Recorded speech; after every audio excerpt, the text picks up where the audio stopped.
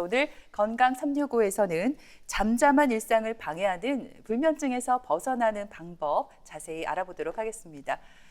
오늘의 주치 정신건강의학과 엄준선 과장님과 함께합니다. 안녕하십니까? 안녕하세요. 예, 정신건강학과 전문의 엄준선입니다. 네, 선생님은 평소에 잠은 좀 잘 주무시는 편인가요? 예, 저는 좀 규칙적으로 자고 아침에 일찍 일어나는 편입니다. 네. 그렇군요. 사실 잠은 사람의 생존에 꼭 필요하잖아요. 삶의 질과도 관계가 있고 또 잠을 자는 동안 우리 뇌에서 노폐물을 처리한다 또 이런 말도 있더라고요. 예. 삶을 유지하기 위해서는 우리 몸에서 노폐물이 나옵니다. 그래서 음식을 먹어도 노폐물이 일정 시간이 지나면 빠져나오듯이 우리 몸에 있는 모든 세포도 마찬가지입니다. 뇌는 주로 잠을 잘 때 노폐물이 배출이 됩니다. 낮 시간 활동 시에 만들어진 여러 가지 물질들이 뇌에 쌓이고 잠을 잘 때 이러한 물질들이 배출된다고 볼 수 있겠습니다. 따라서 우리가 밤에 잠을 자지 않으면 이러한 물질들이 축적되면서 뇌의 기능 자체가 유지가 되지 않고 생명 현상이 잘 이루어지지 못합니다. 가장 많이 알고 있는 치매 같은 경우도 베타 아밀로이드 단백질이라는 물질들이 뇌에 축적이 되면서 그 잠을 잘 때 배출이 되지 않으면 이게 독성 물질이 되고 이것이 치매를 일으킬 수 있다고 알려져 있습니다. 과장님 목소리가 되게 달달해가지고 예. 제가 그 침대 맡에다가 목소리 녹음해가지고 들으면은 불면증이 왠지 없어질 것 같아요. 네. 아니 그런데 사실 개인마다 수면 시간이 다 다르잖아요. 저는 별명이 신생아거든요. 과장님. 네. 일 없는 날에 12시간 정도 자는데 와, 또 어떤 분들은 안 깨고요? 안 깨고요. 와. 4시간 자는 분도 있잖아요. 어떻습니까? 개인마다 다 다르니까 너무 많이 자도 문제인 것 같고요. 네. 예, 시간은 사실 정해진 기준은 없습니다. 그래서 수면 시간은 사람마다 좀 다를 수 있겠습니다. 보통 연구에 따르면 건강한 성인의 평균 수면 시간이 7시간에서 30분 내외로 알려져 있습니다. 사람에 따라서 8시간 이상을 자도 졸린다고 말하는 분들도 계시고요. 4-5시간 정도 자도 일상생활에 크게 문제가 없다고 말씀하시는 분도 있습니다. 따라서 4-5시간 동안의 이런 수면 시간을 지속하더라도 크게 일상생활에 문제가 없다면은 따로 뭐 일부러 수면 시간을 늘릴 필요는 없겠습니다. 결국에는 이제 실제 몇 시간을 잤느냐가 중요한 것은 아니고요. 얼마나 이제 질 좋은 잠을 주무시느냐 이것이 굉장히 중요하겠습니다. 질이 좋지 않다면은 아무리 깊은 잠을 못 자고 시간을 길게 잔다고 해도 크게 수면에는 도움이 안 될 수도 있겠습니다. 아, 잠을 자는 그 시간이 중요한 게 아니라 얼마나 질 좋은 잠을 자느냐 이게 중요한 거군요. 근데 사실 단순히 잠을 며칠 못 잔다고 해서 이게 다 불면증은 아닌 것 같은데 주로 어떤 양상을 보여야 이건 불면증이다라고 좀 내릴 수 있는 거예요? 단순히 잠을 못 잔다고 해서 불면증이라고 볼 수는 없고요. 가장 구체적으로 그 잠에 들지 못하는 인면장애가 있거나 아니면 잠은 들지만 수면이 유지가 되지 않는 수면 유지 장애가 있는 경우에 불면증이라고 볼 수 있습니다. 밤에 충분히 잠을 자지 못하면 수면 부족 상태가 이게 지속되게 되고 낮 시간 동안에 졸음이 오고 피로감이 있고 또 의욕이 떨어져서 일을 제대로 하지 못할 수 있게 되겠습니다. 따라서 이렇게 수면이 잘 안 되는 부분도 있으면서 일상생활에 지장을 주고 삶의 질을 떨어뜨리게 되면 이제 불면증이라고 볼 수 있겠고요. 우리나라 20세 이상의 성인 500명을 대상으로 한 그 조사에서는 우리나라 한국 인구의 73.4%가 불면증을 알았다, 경험했다라고 매우 높게 조사되었습니다. 그래서 밤에 잠들기가 어렵거나 한밤중에 자주 깨고 또 지나치게 일찍 깨거나 일어나는데도 개운치 않은 증상들이 지속된다면은 이제 불면증에 해당이 되고 이에 대한 치료를 받을 필요가 있겠습니다. 예, 그래요. 사실 하루만 잠을 잘 못 자도 그 다음날 정말 몇 배로 피곤한 그런 느낌이 있더라고요. 왜 불면증이 생기는지 굉장히 궁금한데 제 경험을 통해서 본다면 아마 스트레스가 큰 원인이 아닐까 그런 생각이 들거든요. 예, 스트레스가 보통 가장 큰 원인이기도 합니다. 네. 불면증은 일반적으로 병명보다는 열이나 두통, 복통과 같은 증상 이름입니다. 따라서 불면증을 일으킬 수 있는 원인은 여러 가지가 있다고 할 수 있겠습니다. 두통이나 복통을 자주 호소하는 사람도 있듯이 작은 스트레스에도 불면증을 자주 호소하는 사람들도 있습니다. 또한 결혼 생활 문제라던가 경제적인 문제 아니면 직장 생활에서 스트레스를 받는다거나 집에 아픈 사람이 있어서 간호를 좀 오래 하셔야 된다라는 그런 스트레스가 있다면은 불면증이 지속적으로 발생할 수 있습니다. 이것 외에도 불안장애나 우울장애와 같은 이제 정신건강학적인 문제 때문에도 불면증이 같이 동반될 수 있습니다. 생각해 보면 생활 습관도 영향을 많이 미칠 것 같아요. 네. 특히나 자기 전에 뭐 야식을 먹는다거나 커피를 마시면 당연히 안 좋은데 그쵸. 술을 또 한 잔씩 하고 주무시는 분들이 생각보다 꽤 많거든요. 많으시죠. 뭐 저희는 아니고요. 예. 네. 이런 습관이 참 안 좋을 것 같아요. 예, 이 질문은 굉장히 진료 볼 때 많이 받는 질문인데요. 사실 자기 전에 마시는 한 잔의 술은 잠에 드는 데는 도움이 될 수는 있습니다. 하지만 결과적으로는 이제 잠을 방해한다고 알려져 있는데요. 잠을 유도하는 인면에는 도움이 될 수 있으나 깊은 잠을 방해하고 잠을 자주 깨게 하기 때문에 전체적으로 봤을 때는 수면에 전혀 도움이 되지 않는다고 볼 수 있겠습니다. 또한 이제 잠을 잘 때마다 술에 의존을 하게 되면 결과적으로 알코올 중독이나 알코올 의존과 같은 문제가 발생할 수 있기 때문에 네. 굉장히 조심하는 게 좋겠고요. 또한 이제 중추신경을 자극하는 여러 가지 약물들이 있습니다. 예를 들어서 뭐 카페인이라던가 뭐 홍차라던가 아니면 담배에 들어있는 니코틴 같은 성분들이 네. 뇌를 흥분해서 불면증을 일으킬 수 있겠습니다. 기타 외에도 감기약이나 천식약 그리고 보통 다이어트 보조제 같은 약물들도 중추신경을 흥분시켜서 불면증을 유발할 수 있습니다. 보통 이제 주중에 일을 열심히 하시다 보면은 잠을 많이 못 자기 때문에 주말에 수면을 보충해야 된다 해서 주말에 많이 주무시는 경우가 많습니다. 그렇죠. 그런데 이렇게 주중과 주말에 불규칙적으로 수면 시간을 갖는 것은 굉장히 그 불면증에 좋지 않은 습관일 수도 있고요. 또 조용하고 제한된 생활을 하거나 낮 시간에도 밖에 나가지 않고 낮잠을 많이 자는 경우에도 숙면을 취하는 데 어려움을 겪을 수 있습니다. 예. 저는 주말에 잠 안 와도 끝까지 이불 덮어쓰고 자려고 하거든요. 뭔가 보상 심리 같은 게 있어서 그랬는데 그러지 않도록 좀 해야겠다 생각이 들고요. 그리고 또 하나 궁금한 게 왜 비만인 분들 중에서 불면증을 호소하는 분들이 꽤 계시잖아요. 비만이랑 불면증이 어떤 무슨 관계가 있나요? 예, 굉장히 밀접한 관계가 있습니다. 쉽게 생각하면 비만하다는 거는 이제 살이 찐다는 의미인데요. 우리가 숨을 쉬는 숨이 이렇게 들락날락하는 그 기도라던가 이런 구멍 쪽에도 살이 찌면서 숨이 들어가는 게 적어진다고 볼 수 있겠습니다. 그래서 비만이 심해질수록 소위 말하는 수면 무호흡증이 심해진다고 볼 수 있겠습니다. 반복적으로 잠잘 때 숨이 멈추는 현상을 수면 무호흡증이라고 하는데요. 네. 이거는 자는 사람을 수십 번에서 수백 번 정도 짧게 깨우게 되겠습니다. 그래서 본인은 이제 잠을 잘 잤다고 생각하는데 아침에 일어났을 때는 굉장히 좀 피곤하고 또 뭔가 피로감을 많이 호소해서 직장 생활을 하는데 집중력도 떨어지고 또 기억력이 떨어졌다고 느낄 수도 있습니다. 그 외에도 이제 이런 졸음이나 피로감이 심해지면은 운전을 하다가도 뭐 교통사고를 나거나 이런 문제가 발생할 수 있고요. 그 외에도 수면 중에 발이나 다리를 이렇게 들썩이거나 움직이게 되는 주기적 수족 움직임증이나 네. 하지불안 증후군, 또 위식도 역류증이나 여러 통증에 의해서도 이런 불면증이 발생할 수 있겠습니다. 예, 그렇군요. 또 흔히 나이가 들면 잠이 없어진다 그러잖아요. 저는 언제쯤 잠이 좀 없어질지 궁금한데 실제로 주변 어르신들 보면은 새벽에 일찍 깨서 뭔가를 또 하시고 하더라고요. 노화와 이 불면증, 잠이 무슨 관계가 있나요? 예, 굉장한 관계가 많이 있습니다. 오. 그 수면을 단순히 눈을 감고 잠에 들어서 자다가 깨는 것으로 생각하는 경우가 많습니다. 네. 사실 수면은 이제 여러 가지 단계가 주기적으로 반복되는 것이고요. 가장 얕은 잠을 자는 렘 수면부터 시작해서 깊은 잠을 자는 서파 수면으로 나눠줄 수 있겠습니다. 네. 노화가 진행되면은 무엇보다도 깊은 수면인 서파 수면 단계가 점점점 짧아지게 되고요. 그래서 양질의 잠을 잘 수가 없고 또 아침에 일어났을 때 굉장히 피곤함을 많이 느낍니다. 그래서 젊었을 때는 불면증이 없었다가도 네. 나이가 들면서 불면증이 생기고 또 밤만 되면 잠을 자지 못할 것 같아서 걱정하는 그런 분들이 굉장히 많습니다. 그래서 결국 이런 지속적인 스트레스 때문에 불면증이 악화될 수 있고요. 또 노화가 진행되면서 또 불면증도 많이 생기기도 합니다. 사실 잠을 못 자면 스트레스 엄청 받거든요. 맞죠. 삶의 질도 떨어지고요. 네. 근데 앞에서 과장님 말씀하신 대로 개인차가 있지 않습니까? 불면증에도. 그러면 어떤 분들은 일시적으로 불면증이 있을 수도 있고 어떤 분들은 또 주기가 길 수도 있는데 어느 정도 지속이 되면 치료를 고려해 봐야 될까요? 네. 우선 불면증이 지속되는 기간에 따라서 간단하게 나눠볼 수 있는데요. 단지 며칠 동안 잠을 못 자는 것을 일시적인 불면증이라고 하고요. 그 다음에 2주에서 3주 정도 잠을 못 자는 것을 단기성 불면증이라고 합니다.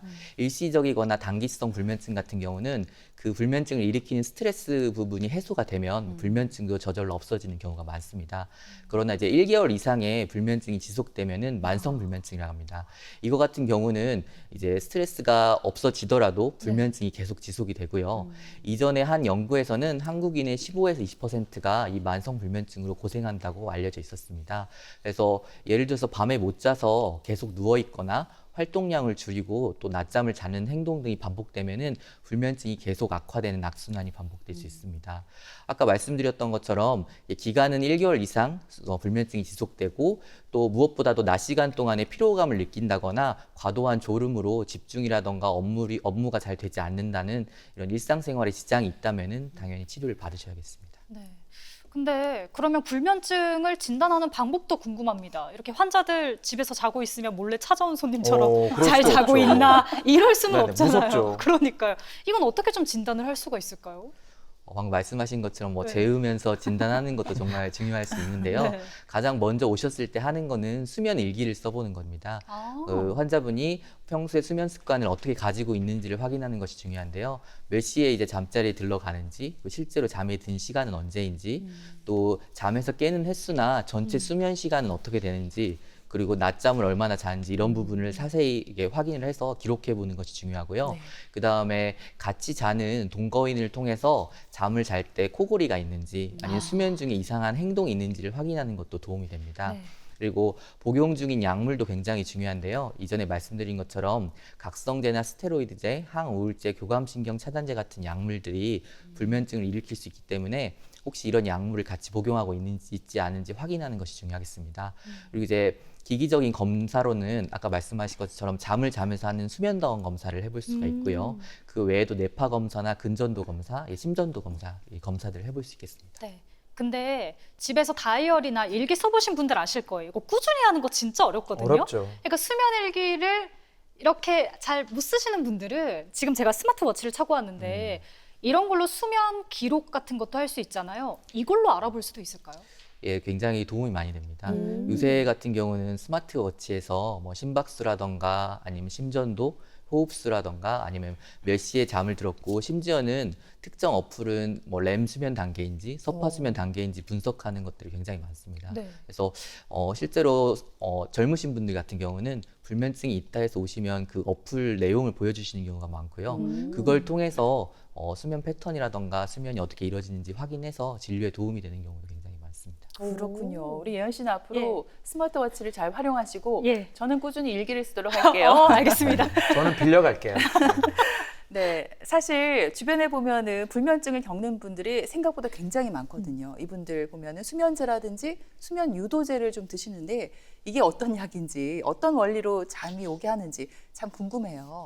예, 실제로 수면제하고 수면 유도제를 좀 헷갈리시는 분들이 많습니다. 결국엔 둘 다 불면증을 해소하고 수면을 유도시키는 데 사용되는 약물인데요. 그러나 수면 유도제 같은 경우는 수면제에 비해서 작용하는 효과가 좀 약하고요. 일반적으로 안전하게 사용될 수 있어서 일반 의약품에 해당하고 약국에서 손쉽게 구매할 수 있습니다. 네. 수면제나 수면 유도제 같은 경우는 주로 뇌에 가바 수용체라는 그 신경세포가 있는데요. 여기에 작용해서 항불안이나 진정작용을 유도해서 수면에 영향을 주는 약물입니다. 보통 코감기 약 같은 거 드시면은 네. 코가 이렇게 해소되는 느낌도 있지만 졸려서 좀 힘든 경우도 많은데요. 맞아요. 졸려요. 네, 실제로 수면 유도제 같은 경우가 이 항히스타민제를 이용해서 수면 유도를 하는 그런 역할을 하는 약물입니다. 네. 그 외에도 이제 실제로도 항우울제나 항불안제 그리고 그 항히스타민제나 멜라토닌과 같은 약물을 많이 사용하고 있습니다. 실제로 수면제 같은 경우는 비약물 치료에 반응이 없고 낮 시간 동안에 좀 일상생활에 지장이 있거나 문제 있는 경우에 이 불면증이 장기화될 가능성이 있는 경우에 많이 사용되고 있습니다. 수면제가 물론 도움이 되기도 하지만 많은 분들이 이게 한 번 손대면은 끊지 못할까 봐 그렇죠. 불안해하기도 하시고 또 내성이 생기면 좀 복용을 좀 양을 늘려야 되지 않을까 염려를 많이 하실 것 같거든요. 어떻습니까? 되게 많이 하시는 질문인데요. 사실 새로운 일을 시작하거나 이제 새로운 환경 변화 때문에 이게 증상이 오면 일시적으로 불면증이 생길 수 있습니다. 하지만 일시적으로 생겼을 때도 수면제를 복용하게 되면은 증상 호전에 매우 빠르게 도움이 될 수는 있습니다. 하지만 이제 약물을 좀 오랫동안 사용하게 되면 내성이나 의존성이 생길 수 있고요. 또 불면증이 심해지는 경우가 있기 때문에 굉장히 이건 주의를 하셔야 됩니다.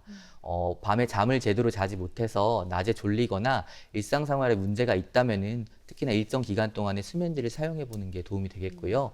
수면제도 굉장히 종류가 다양하고 시작하는 용량이라던가 유지 용량 또 끊는 방법들도 굉장히 다양하기 때문에 실제로 수면제를 복용하겠다 하시면은 전문가와 상의하에 어떤 약을 사용하고 어떻게 끊을지를 상담하시는 게 중요하겠습니다. 네. 근데 저 수면제 관련해서 이런 얘기도 들었는데 수면제를 오래 복용하면 치매가 올 가능성이 있다 이러더라고요. 이거 맞는 말이에요? 이게 가장 궁금해하시는 부분일 수도 있겠습니다. 네.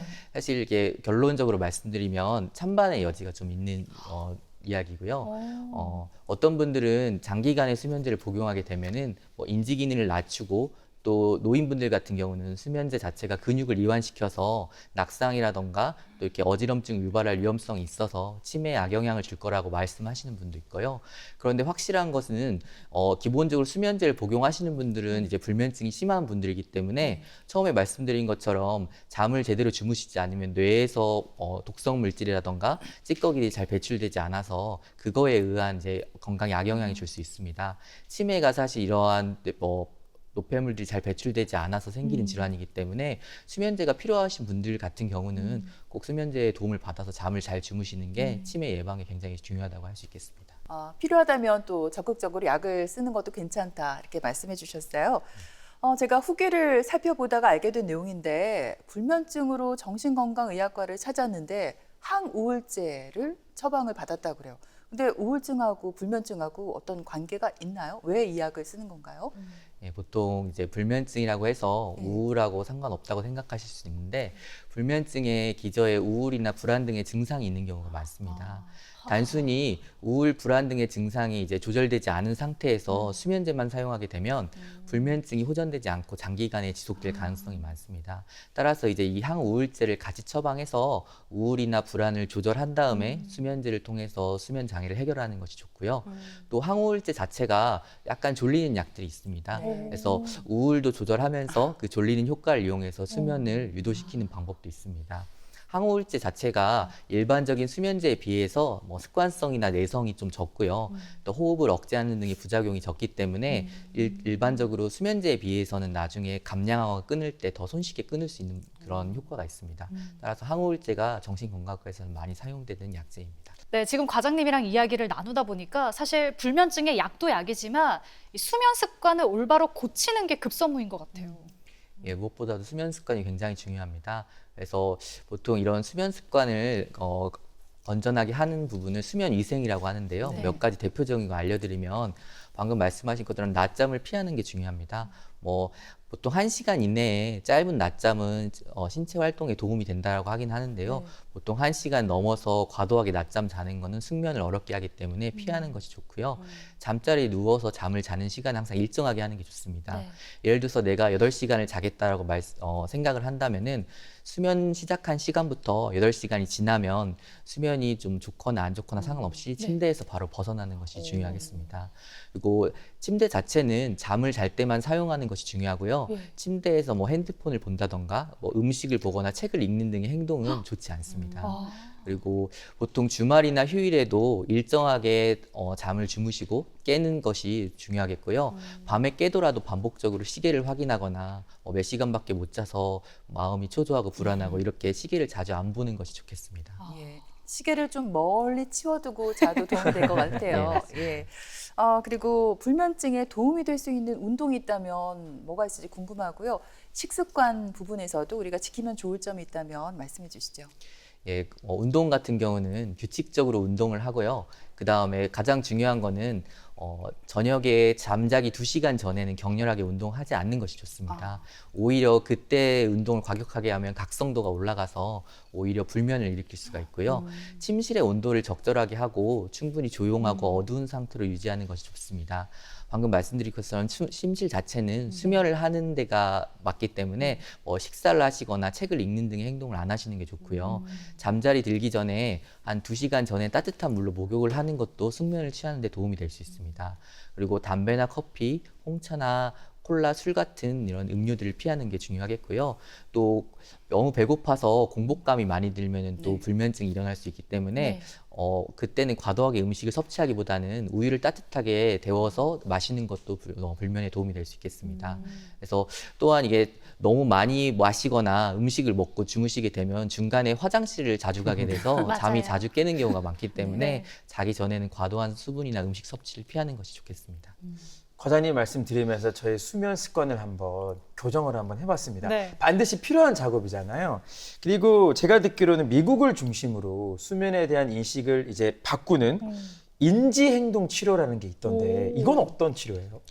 예, 그 인지행동 치료는 말 그대로 수면에 대한 나의 인식이나 이 행동을 확인해보고 연결하는 치료 방법입니다. 그래서 보통 내가 수면에 대해서 어떤 걱정을 가지고 있고 어떤 두려움을 갖고 있는지를 확인한 다음에 그에 맞춰서 행동을 교정해 나가는 방법입니다. 가장 효과적인 치료법이고요. 어떻게 보면 수면제와 같은 약물 치료보다는 이 인지행동 치료가 더 먼저 우선순위가 되는 치료입니다. 그래서 수면제를 복용하지 않거나 복용하거나 상관없이 인지행동 치료는 항상 같이 진행이 되어야 되고요. 구체적으로 이제 인지행동 치료를 어떻게 하는지를 알려드리면 외래에서는 한 4차례에 걸쳐서 진행이 되는데 먼저 처음 1회차에서는 수면에 대한 교육이나 방금 말씀드렸던 수면 위생 습관에 대해서 문제가 없는지 같이 살펴보고 2회차 때는 긴장을 이완시키는 요법이라던가 자극 조절 요법 등의 이런 행동 치료를 같이 병행합니다. 그리고 3회차 때는 불면증과 관련된 잘못된 생각들을 교정하고요. 그리고 불면증에 대해서 왜 내가 잠을 못 자는 게 불안하고 두려운지 이러한 감정을 같이 살펴보도록 합니다. 마지막 4회차에는 방금 말씀드렸던 내가 잠에 대한 느낌이라던가 불안 이런 감정들과 그에 맞춘 행동을 교정을 해서 반복적으로 행동이 몸에 체득될 수 있게 이런 인지행동 치료를 진행합니다. 네. 근데 왜 우리가 흔히 아침형 인간이 있고 저녁형 인간이 있다라고 하잖아요.